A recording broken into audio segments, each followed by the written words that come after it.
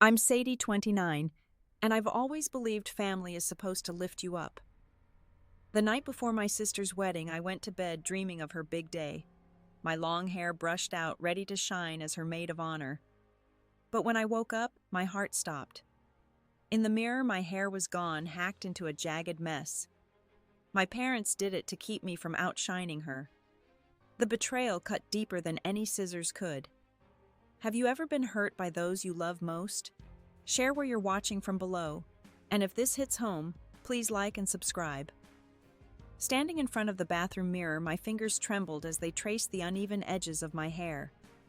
It was barely past dawn and the house was quiet, but my pulse roared in my ears. I'd spent weeks planning Haley's wedding, pouring love into every detail, from picking the peonies for her bouquet to practicing my maid of honor speech until it felt perfect. I wanted her day to be flawless because even though we'd always had this quiet competition, she was my sister. I loved her. Or at least I thought I did. Growing up, Haley and I were close, but there was always a shadow between us. She was the golden child, 2 years older, with straight A's and a knack for making mom and dad beam. I was the artsy one, always sketching or snapping photos, chasing dreams they called frivolous. I remember this one time I was 16, so proud of a portrait I'd drawn of our family dog, Rusty. I showed it to Mom, expecting her to pin it on the fridge like she did Haley's report cards. She barely glanced at it, just muttered something about how I should focus on real skills. Haley, though, she'd smirk when Mom wasn't looking, like my passion was some kind of joke. That memory stung as I stood there staring at the wreck of my hair. It wasn't just hair to me. It was part of who I was, something I'd grown out for years, a cascade I'd braided with care the night before, dreaming of how it'd look with my dress. Now it was a choppy mess, some strands barely an inch long, others dangling unevenly past my chin. I kept touching it, hoping I'd wake up from this nightmare, but the mirror didn't lie. I threw on a robe and stormed downstairs, my bare feet slapping the cold hardwood. Mom and Dad were in the kitchen sipping coffee like it was any other morning. The smell of burnt toast hung in the air, and the radio played some old country song, low and twangy. Mom looked up, her face calm, almost bored. Dad didn't even lift his eyes from his newspaper. "What did you do to me?" My voice cracked louder than I meant it to be. I held up a jagged strand, my hands shaking. "Why would you do this?" Mom set her mug down, slow and deliberate, like she was choosing her words. "Sadie, it's just hair. It'll grow back. Don't make a scene." Her tone was flat, like she was scolding a child for spilling juice. Just hair. I stepped closer, my breath hitching. "You snuck into my room while I was sleeping and cut it. How could you?" Dad finally looked up, folding his paper with a sigh. "Maybe now you won't steal the spotlight tomorrow. Haley deserves her day." His words landed like a slap, cold and sharp. I froze, my mind racing to make sense of it. They'd done this on purpose. To make me less. To make sure Haley shone brighter. I flashed back to a month ago at a family dinner. Haley had been picking at her food, complaining about how I'd looked at the dress fitting. "Sadie's always so extra," she'd said, her voice tight. Mom had nodded, patting her hand, saying, "Don't worry, honey, it's your day." I'd brushed it off then, thinking it was just wedding stress. But now, standing in that kitchen, I saw it clearly. They'd planned this. They'd talked about it, decided I was a threat, and took scissors to my identity while I slept. My cousin Lila walked in, carrying a tray of cupcakes for the wedding. She stopped short, her eyes widening at my hair. "Sadie, oh my gosh, are you okay? You look stressed." She thought it was nerves, nothing more. I wanted to scream the truth, but my throat tightened. How could I explain this kind of betrayal? I turned back to Mom, searching her face for any hint of guilt. There was none. Just that same calm, like she'd done me a favor. "You'll be fine," she said, picking up her coffee again. "Go get ready. We've got a big day." I stumbled back to my room, my chest heavy. I locked the door and sank to the floor, clutching the locket my grandmother gave me before she passed. It was silver heart-shaped with a tiny photo of her smiling inside. She'd always seen me, really seen me, when no one else did. I opened it, tracing her face, and whispered, "What do I do now?" The silence answered back, and I knew I couldn't let this go. I sat on the floor of my childhood bedroom, the locket still warm in my hand, my grandmother's face staring back like she was trying to tell me something. The house creaked around me, alive with the hum of wedding preparations, but I felt like I was drowning in silence. My hair, or what was left of it, stuck to my neck, a constant reminder of what they'd done.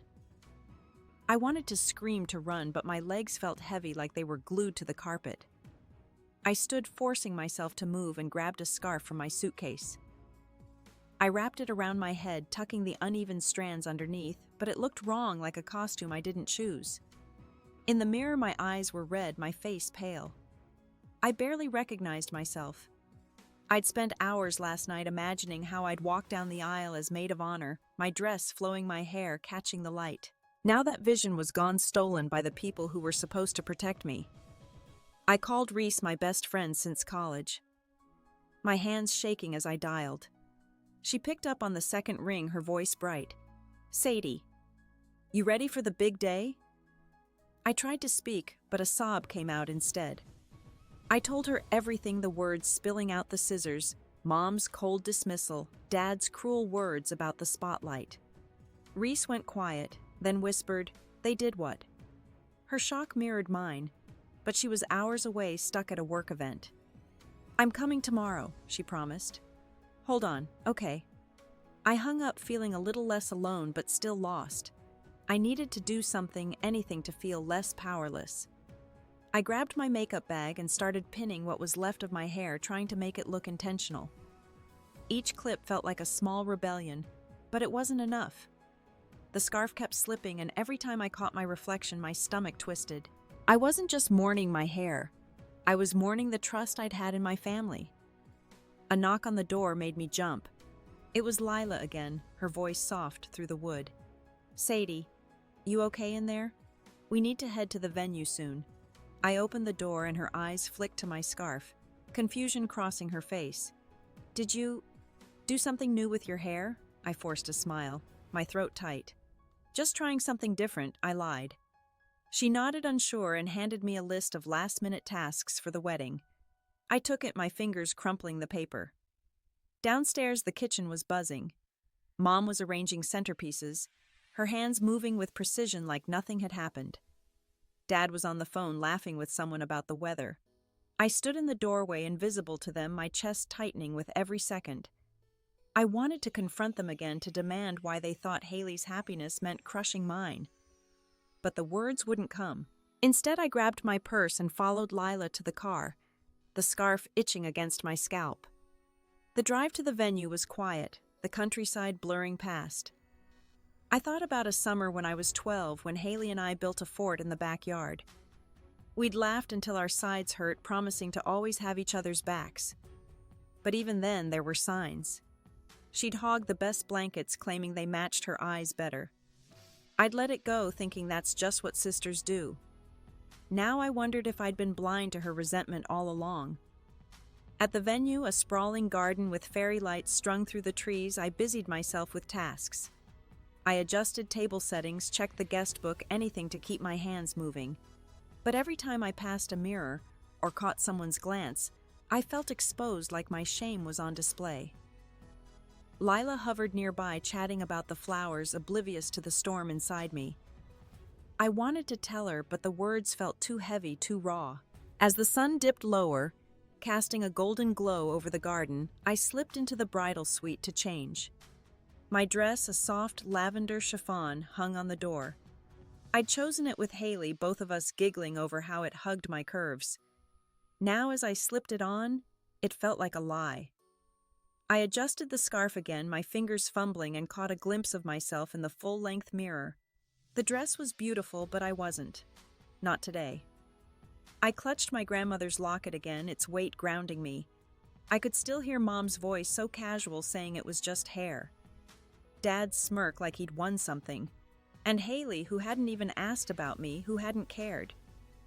The anger was building now, a slow burn in my chest. I wasn't just hurt. I was furious.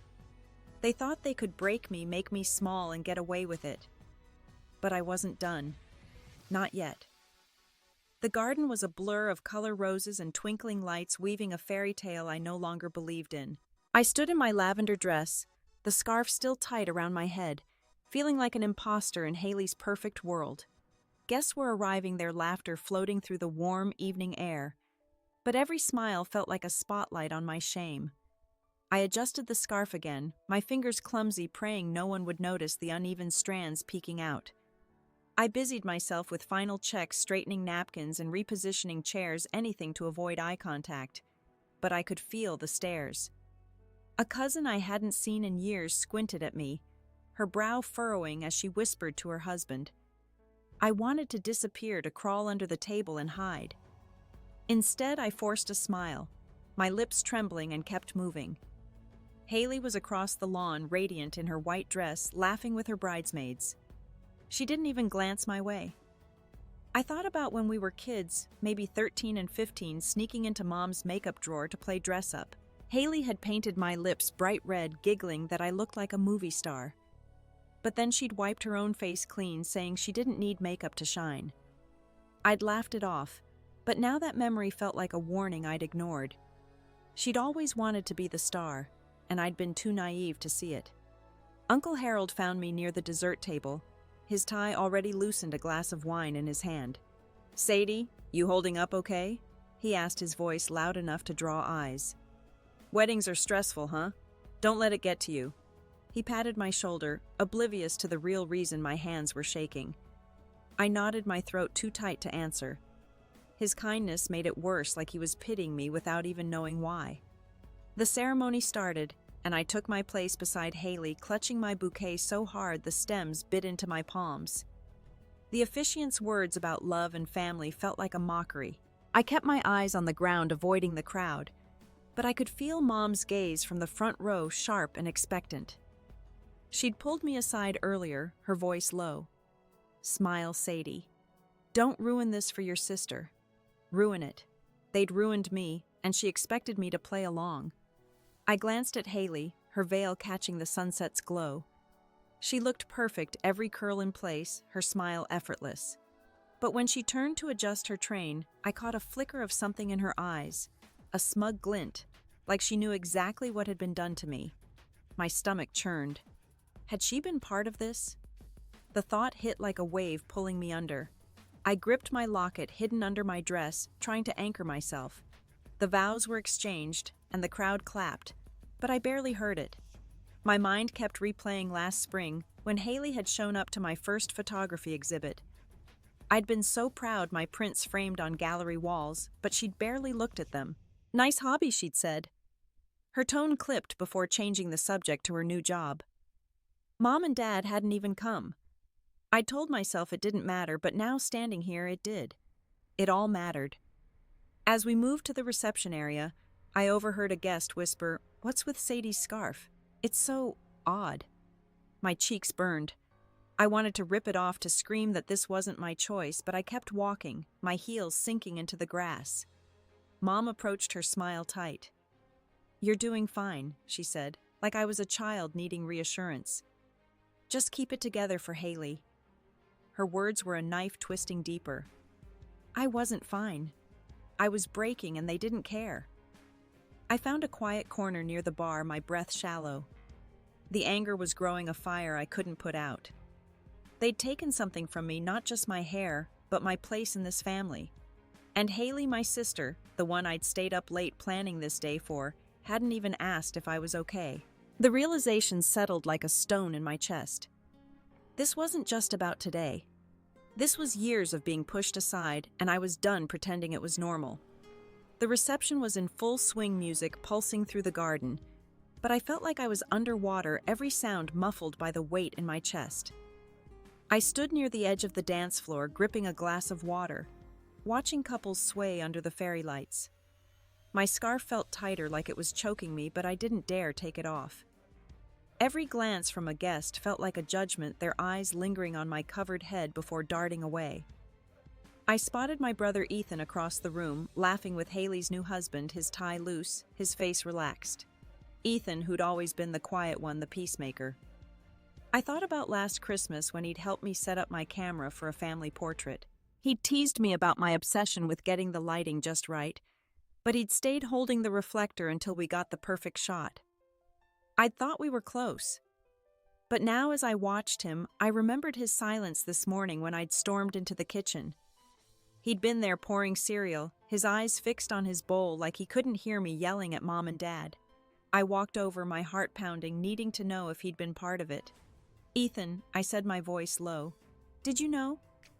He turned, his smile fading, and for a moment I saw something flicker in his eyes. Guilt maybe, or shame. But then he shrugged, looking past me. "Know what, Sadie? It's Haley's day. Let's not do this." His dismissal hit like a punch, stealing my breath. He knew. He'd known, and he'd let it happen.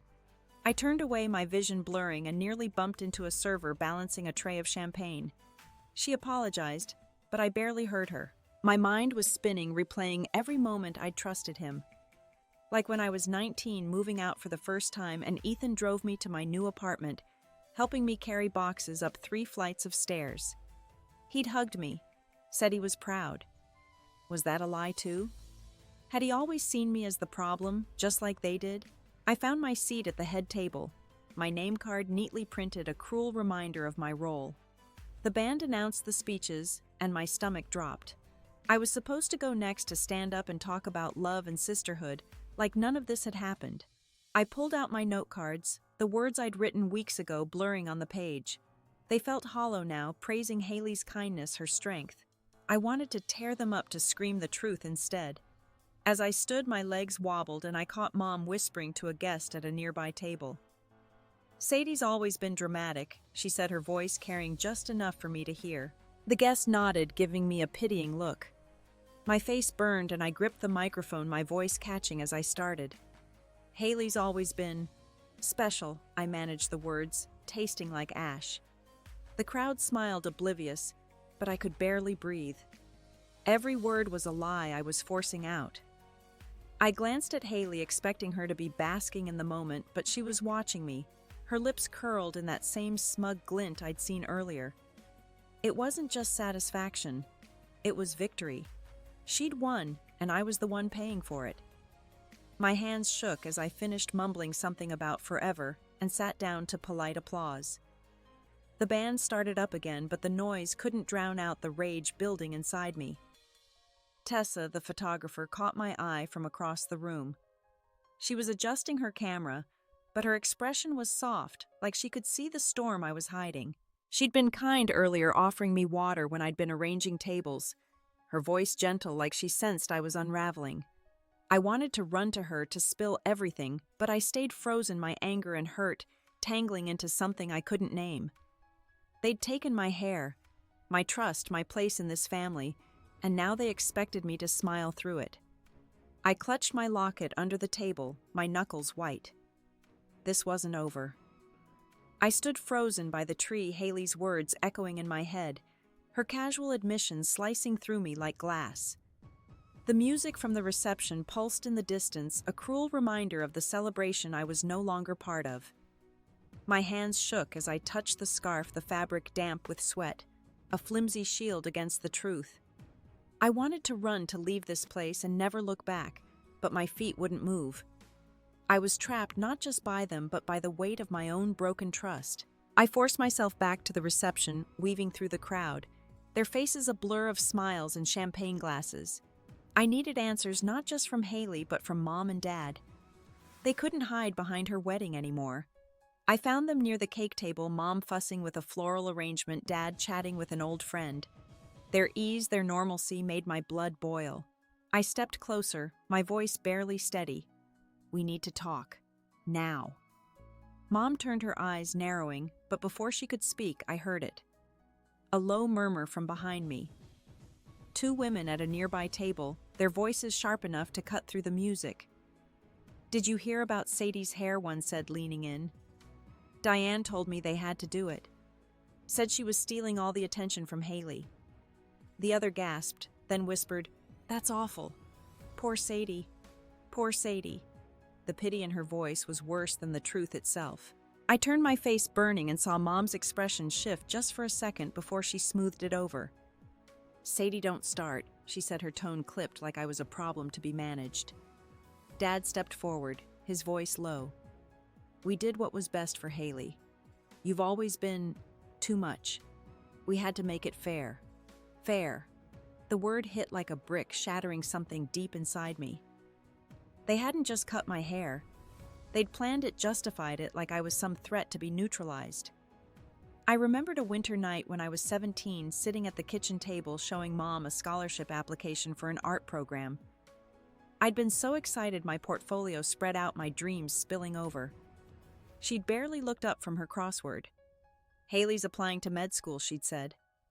That's what matters. Dad had nodded like my future was an afterthought. I'd buried that hurt, told myself it was just how they were. But this was different. This was deliberate, a calculated wound, and they were standing here defending it. The crowd seemed to close in their laughter and clinking glasses, deafening. I caught Tessa's eye across the room, her camera lowered, her face soft with concern. She'd seen me falter during my speech, had offered that quiet kindness earlier. Now her gaze felt like the only thing keeping me upright. I wanted to tell her to tell everyone, but my voice was gone, swallowed by the weight of their words. Dad leaned closer, his breath smelling of whiskey. You're making a scene, Sadie. Go sit down. But I couldn't move. My eyes landed on Haley twirling on the dance floor with her husband, her laughter bright and carefree. She'd known. She'd asked for this. And Mom and Dad had agreed like I was nothing more than a problem to fix. The realization crushed me, leaving me hollow, my anger and pain spilling over until I could barely breathe. I clutched my locket, my fingers numb, and stumbled toward the garden's edge, the world blurring around me. I was done being their sacrifice. I stood at the garden's edge, the cool night air biting my skin, my heart still pounding from Dad's words. The reception's music faded into a dull hum, but the sting of their betrayal burned fresh. I wasn't their daughter tonight. I was a problem they'd fixed with scissors. My fingers tightened around my grandmother's locket, its familiar weight pulling me back from the edge of despair. She'd told me once after I'd cried over a fight with Mom, "You don't need their permission to be enough." Her voice echoed in my mind, steady and sure, and something inside me shifted. I couldn't stay here playing the role they'd scripted for me. I slipped back into the hotel, my heels clicking on the tiled hallway, and found a quiet corner near the lobby. My phone was in my purse, and I pulled it out, my hands steadier than I expected. I opened a blank note and started typing the words, pouring out like a dam breaking. I wrote about the scissors, the smugness in Haley's eyes, Mom's cold justification, Dad's dismissal. Every sentence was a piece of my pain, raw and unfiltered. But putting it down felt like reclaiming something they'd tried to take. I remembered a moment from my early 20s when I'd entered a local photography contest. I'd spent weeks capturing the perfect shot of a pier at dawn, the light soft and golden. When I won, I'd called home, hoping Mom and Dad would be proud. Dad had said, "That's nice, Sadie, but don't let it distract you from a real job." I'd swallowed my hurt then, but now typing in that dim hotel lobby, I refused to swallow it anymore. This wasn't about hair. It was about years of being made small, and I was done. I needed a plan, something to show them I wasn't invisible. The idea hit me like a spark. I'd speak at the reception's end, not the scripted toast I'd already choked through, but the truth. I'd tell everyone what they did, let their actions hang in the open. My hands shook as I typed out a new speech, not polished like the one I'd prepared for Haley, but real. I wrote about feeling erased, about loving a sister who saw me as a rival, about parents who chose one daughter over another. I glanced up and saw Tessa, the photographer, passing through the lobby with her camera bag slung over her shoulder. She'd been a quiet anchor all day, her small gestures of kindness cutting through my fog of hurt. I called her name, my voice low but firm. "Tessa, can you help me with something?" I asked. She turned her eyes soft but curious. I told her my plan, my words tumbling out, a speech recorded, maybe shared online. She didn't hesitate. "I can set up my camera, make it discreet," she said. "You deserve to be heard." Her belief in me felt like a lifeline. I thought about Reese, who'd promised to come tomorrow, and wished she were here now, but Tessa's steady presence was enough. We found a small meeting room off the lobby, its walls lined with faded floral wallpaper. I sat at a table, my phone glowing with my notes, and practiced my voice, wobbly at first, but growing stronger. Each word felt like a brick building something new inside me, something they couldn't tear down. I pictured standing at the reception, the microphone in my hand, the crowd's eyes on me. My stomach twisted with fear, but there was a fire beneath it growing hotter. I wasn't just Sadie, the sister who'd been cut down to size. I was Sadie, who'd spent years capturing beauty through a lens, who'd built a life despite their doubts. They thought they could silence me, but I was about to speak louder than ever. The meeting room felt smaller now, the air thick with the scent of old coffee and dust. Tessa adjusted her camera on a tripod, her movements quick but calm, like she'd done this 100 times. I sat across from her, my phone propped up the speech I'd written glowing on the screen. My heart was racing, but my hands were steady, a quiet strength settling in my bones. I wasn't just fighting for myself anymore. I was fighting for every moment I'd let them make me feel less. I took a deep breath and began, my voice low at first, testing the words. "Tonight my family took something from me," I said, looking into the lens. "Not just my hair, but my trust, my place in their world." I spoke about the scissors, the betrayal, the years of being pushed aside for Haley's shine. Each sentence felt like peeling back a layer of silence I'd worn too long. Tessa nodded, her eyes locked on mine, urging me to keep going. I thought about a day last summer when I'd spent hours editing photos for a client, a small business owner who'd cried when she saw the shots I'd taken of her bakery. "You made it look like magic," she'd said. That moment had felt like proof I was good at something, that I could create beauty, even if my family never saw it. Now, speaking into Tessa's camera, I was claiming that power again, refusing to let their cruelty define me. We finished a practice run and Tessa played it back. Hearing my own voice, raw but clear, sent a shiver through me. It was me, but stronger, like the Sadie I'd always wanted to be. "It's perfect," Tessa said, her voice soft but sure. "When you're ready, I'll record it live at the reception. No one will see it coming." Her confidence fueled mine, and I nodded, feeling the weight of what was about to happen. Back at the reception, the band was winding down, the crowd buzzing with dessert and toasts. I slipped into the tent, my lavender dress catching on a chair as I moved toward the stage. My scarf felt looser now, like I didn't need it to hide anymore. I spotted Reese in the crowd, her face lighting up as she saw me. She'd driven through the night, arriving just in time, her presence like a warm hand on my shoulder. I gave her a small nod, my resolve hardening. The band leader announced the final speeches, and I stepped up, the microphone cool in my hand. The crowd quieted, their faces a sea of expectation. Mom was near the front, her lips pursed, Dad beside her, his arms crossed. Haley was at the center table, her smile frozen, sensing something was off. I didn't look at them. I looked at Tessa, her camera hidden behind a floral arrangement, red light blinking. "My sister's wedding was supposed to be a celebration," I began, my voice steady now. "But last night my parents cut my hair while I slept. They thought it would keep me from outshining her." Gasps rippled through the crowd, and Haley's face drained of color. Mom stood, her chair scraping, but I kept going. They wanted me small, invisible. But I'm not. I spoke of the years I'd been overlooked, the love I'd poured into this day, only to be betrayed.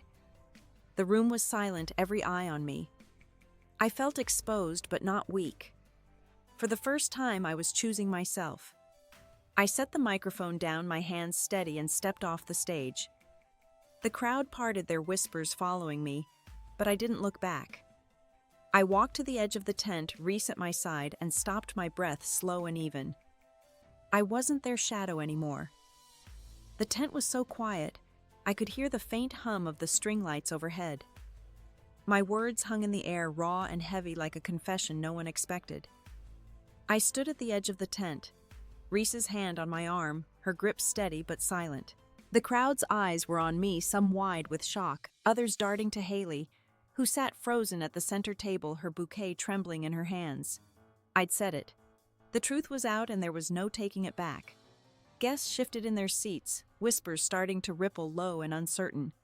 A woman I didn't know, her dress glittering under the lights, leaned toward her friend, her voice just loud enough to catch. "Did she say her parents cut her hair? That's insane." Her friend nodded, stealing a glance at Mom, who stood rigid near the front, her face a mask of controlled fury. Dad's arms were still crossed, but his jaw was tight, his eyes fixed on the ground. I thought about a night years ago when I was 22, helping Haley move into her first apartment. We'd stayed up late eating pizza on the floor, laughing about old high school crushes. She'd thanked me, her eyes soft, saying I was the best sister. That memory felt like a ghost now fading under the weight of her betrayal. I scanned the crowd for Ethan, hoping for a flicker of support, but he was at the bar, his back to me, pouring a drink like he could erase what I'd just said. Aunt Marjorie, Mom's older sister, approached her heels, clicking on the wooden floor. She'd always been the family's peacemaker, quick with a smile and a casserole. "Sadie," she said, her voice low, almost pleading, "you didn't have to do that. Not here." Her words stung, not because she was wrong, but because she wasn't on my side. I saw a flicker of admiration in her eyes, though, like part of her wished she'd had my nerve. "It's done," I said, my voice flat, and turned away. Tessa was still by the floral arrangement, her camera tucked away, but I knew she'd caught every word. She gave me a small nod, her face unreadable but steady, like she was holding space for me. I needed that because the air was thick with judgment now. A few guests approached, their voices soft, offering awkward words of support. That took guts. One said an older man I vaguely recognized as Dad's coworker, but their kindness felt distant, like I was watching it through a window. Haley stood suddenly, her chair scraping, and stormed toward the bridal suite, her husband trailing behind. The crowd watched, their whispers growing louder, a mix of pity and gossip. Mom followed her, throwing me a look that could have cut glass. "You've ruined everything," she hissed as she passed, her words sharp enough to draw blood. Dad stayed where he was, his silence louder than her anger, like he'd already written me off. I felt Reese squeeze my arm, her voice barely a whisper. "You did the right thing. But did I?" My chest ached with a mix of relief and guilt, like I'd torn something open that couldn't be stitched back together. I'd wanted them to see me, to feel the weight of what they'd done, but now that they had, I felt exposed raw. The tent felt smaller, the lights too bright, and I wanted to run to hide from the eyes and the whispers. But I stood there, my locket warm against my skin, waiting for whatever came next. The reception carried on, the band striking up a lively tune, but the air had shifted like a storm had passed through and left everything slightly askew. I stood near the tent's edge, Reese still beside me, her presence a quiet anchor. The crowd had settled back into their conversations, but their glances lingered on me, quick and guarded, like I was a puzzle they couldn't solve. I felt raw, like I'd peeled back my skin and shown everyone the wounds underneath. My phone buzzed in my purse and I pulled it out, my hands unsteady. A text from Ethan, short and sharp. "You didn't have to humiliate her like that." No mention of what they'd done to me. No hint of regret for his silence. I stared at the screen, the words blurring. I remembered a time when we were kids, maybe 10 and 12, building a snowman in the backyard. He'd let me borrow his scarf for its neck, laughing when I gave it googly eyes. That Ethan felt like a stranger, now replaced by someone who'd rather look away than face me. I slipped my phone back into my purse and scanned the crowd. Tessa was packing up her gear, her movements deliberate, but she caught my eye and mouthed, "It's uploaded." My speech, raw and unfiltered, was online now, spreading beyond this tent, beyond my control. My stomach twisted, a mix of fear and relief. Strangers would see it, maybe understand, but what would they think of me, the girl who aired her family's secrets at a wedding? A woman approached, her face familiar but hard to place, maybe a distant cousin. "Sadie," she said softly, her hands clasped. "I had no idea they'd do something like that. I'm so sorry." Her kindness was genuine, but it felt like a spotlight exposing me further. I knotted my throat tight and murmured a thank you before turning away. More guests whispered as I passed, their words, fragments of pity and shock, but none of it filled the hollow space inside me. I thought about a moment 2 years ago when I'd landed my first big photography gig, a local magazine spread. I'd called Ethan to celebrate, expecting him to cheer me on. He'd said, "That's cool, but Haley's getting promoted, so we're kind of focused on that." I'd laughed it off, but now that memory burned another piece of proof that I'd always been an afterthought. His text felt like the final nail confirming he'd chosen their side. I saw Lila across the room, arranging gifts on a table, her eyes darting away when they met mine. She'd been so cheerful this morning, oblivious to my pain, but now she looked uneasy, like she didn't know how to face me. I wanted to feel angry, to demand why no one had stopped this, but all I felt was a deep, aching tiredness. My family. The people I'd grown up with had built a wall between us, and my speech had only made it higher. As the night wound down, I stepped outside the cool air, a relief against my flushed skin. My locket rested heavy against my chest, a reminder of the one person who'd never made me feel small. But even that felt distant now, like her love couldn't reach me through this mess. The garden was quiet, the music fading, and I stood alone, the weight of what I'd done settling over me. I'd spoken my truth, but it hadn't set me free. It had only left me standing in the wreckage with nowhere to go. The morning after the wedding, I woke in a hotel room miles from the venue, the silence a stark contrast to last night's chaos. Sunlight slipped through the curtains, casting soft stripes across the bed. I touched my scarf, still wrapped tight around my head, and for the first time I didn't flinch. My phone was quiet, no new texts from Ethan or anyone else. The world felt still, like it was holding its breath, giving me space to find my own. I'd driven here after the reception, Reese in the passenger seat, her quiet company enough to keep me steady. Now alone, I slipped out of bed and opened my suitcase, pulling out my camera. It was an old Nikon, scratched from years of use, but it felt like an extension of me.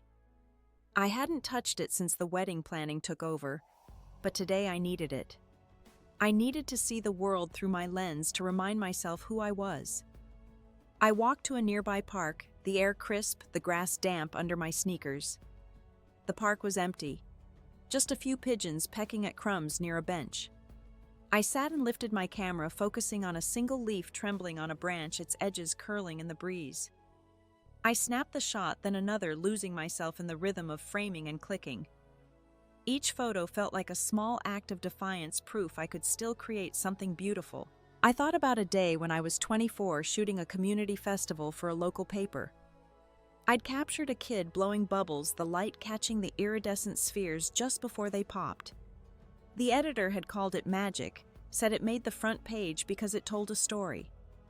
That was what I loved about photography. It saw what others missed. Now sitting in this park, I wondered what story my lens would tell about me, about this moment. Reese called, her voice warm through the phone. "You okay out there?" she asked. I told her about the park, the leaf, the quiet. She laughed softly. "Sounds like you're finding your way." We talked about her drive back, about Tessa's video, which was gaining views online. Strangers were commenting, sharing their own stories of family hurts, their words. A quiet chorus of understanding. It didn't fix anything, but it made me feel less alone. I hung up and walked to a pond at the park's edge, the water still reflecting the morning sky. I adjusted my scarf, catching my reflection, and for a moment I didn't hate what I saw. The jagged edges of my hair were hidden, but I wasn't hiding. Not anymore. I lifted my camera again, snapping a shot of the pond, the ripples catching light like tiny sparks. It wasn't about perfection. It was about seeing. A man approached, his boots crunching on the gravel.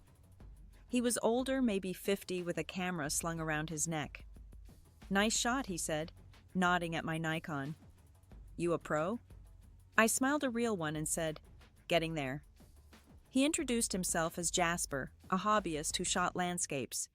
We talked about light, about capturing fleeting moments, and for those few minutes I wasn't the girl whose family betrayed her.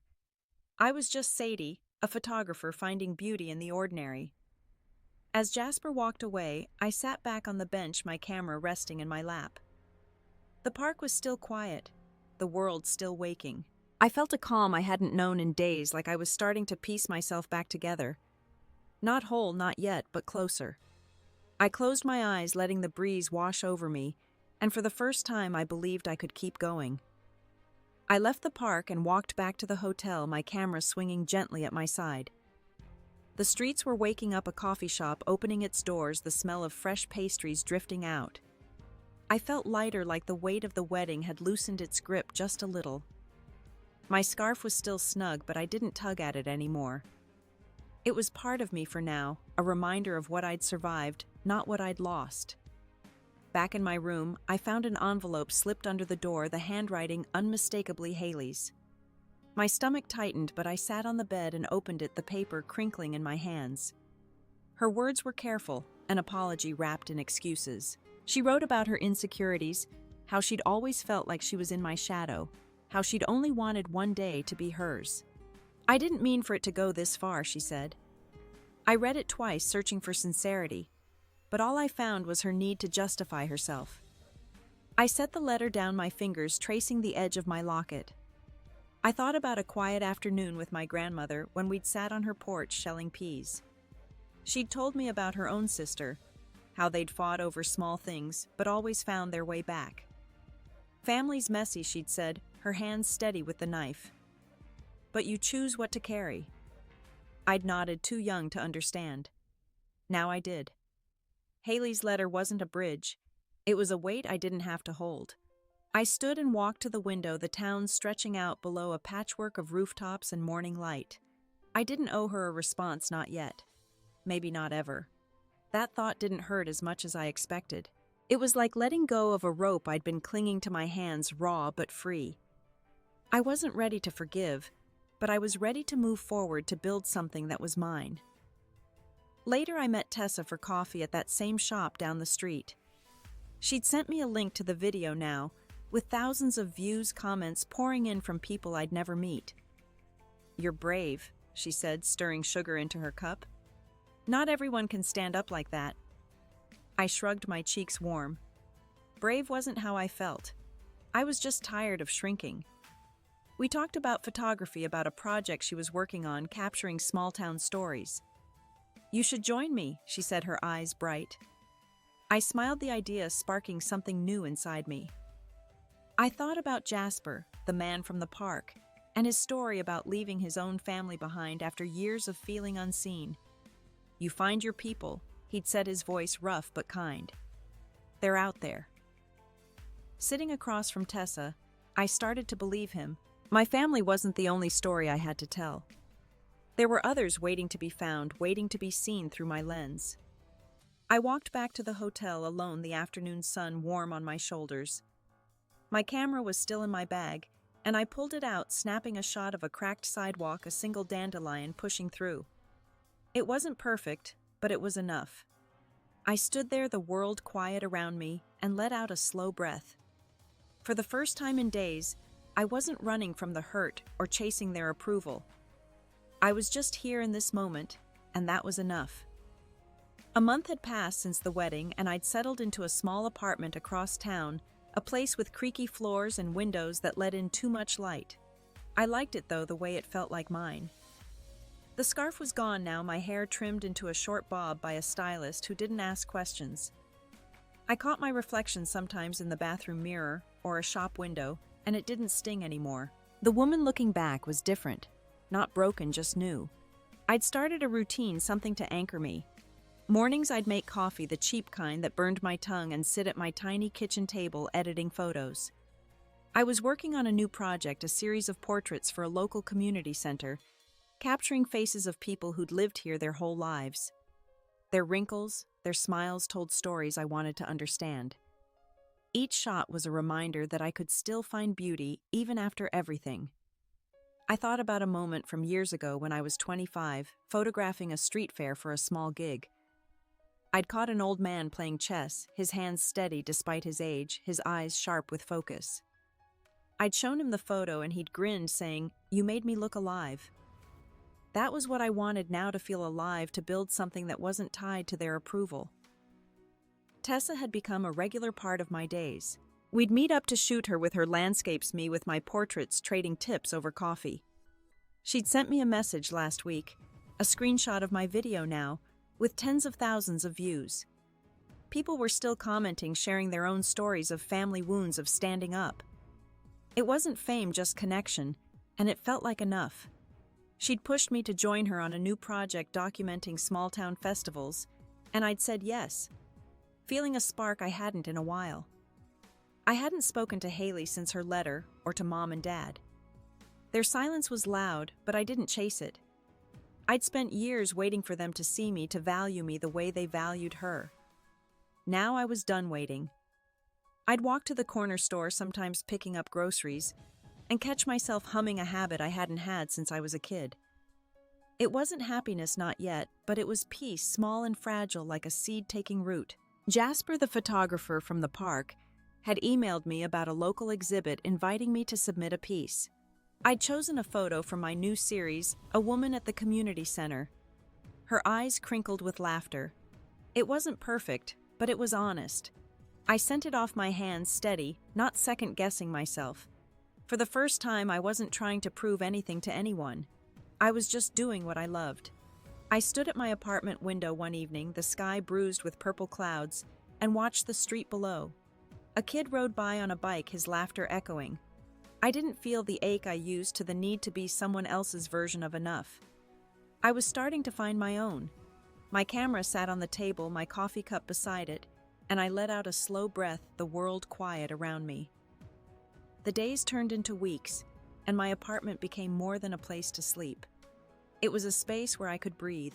I'd started leaving the windows open, letting the hum of the town filter in the sound of distant cars and birds weaving into my mornings. My camera was always out now, perched on the counter like a friend waiting to talk. I'd begun photographing ordinary things, a chipped mug, a neighbor's laundry flapping on a line, finding stories in the smallness of life. One evening I sat on my couch, a thrift store find with faded cushions, and opened my laptop. The community center project was coming together, my portraits printed and ready for display. I thought about a moment when I was 26, shooting a farmer's market, capturing an old woman selling honey, her hands rough but gentle as she handed me a jar. "You see people," she'd said, smiling. I hadn't realized then how much that meant, but now it was my compass.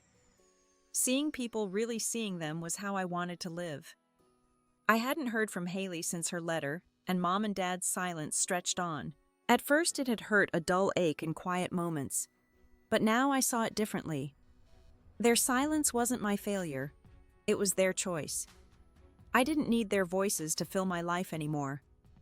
I had Tessa's laughter over coffee, Jasper's quiet encouragement at the exhibit, the strangers online who'd shared their own scars. I was building something new, not to prove them wrong, but to prove myself right. One night I walked to the community center for a preview of the exhibit. My portrait of the laughing woman hung on the wall, her eyes bright under the soft lights. Jasper was there, his camera slung over his shoulder, and he nodded at my work. "You've got a gift," he said, his voice matter of fact. I smiled, undeflecting, not doubting. For the first time, I believed him, not because I needed to, but because I knew it was true. I thought about what my grandmother used to say, sitting at her kitchen table, her hands dusted with flour from baking. "You don't need to be loud to be strong," she'd told me once, kneading dough with steady hands. "Strength is choosing yourself every day." I'd carried that quietly through the pain, through the wedding, through the silence that followed. Choosing myself wasn't about cutting them out. It was about letting myself grow like that dandelion I'd photographed, pushing through cracks to find light.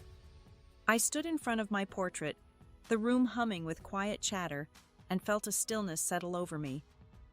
I wasn't whole, not yet, but I was enough. My family's choices couldn't take that away. I'd learned that love, real love, starts with seeing yourself clearly, not through someone else's eyes. It's in the way you keep going, the way you find beauty in broken things, the way you choose to stand even when it's hard. What's the moment you realized you were enough? Share it below. I'd love to hear your story. If this resonated with you, please like, subscribe, and share it with someone who might need it. Thank you for listening, for being here. Keep finding your light wherever you are.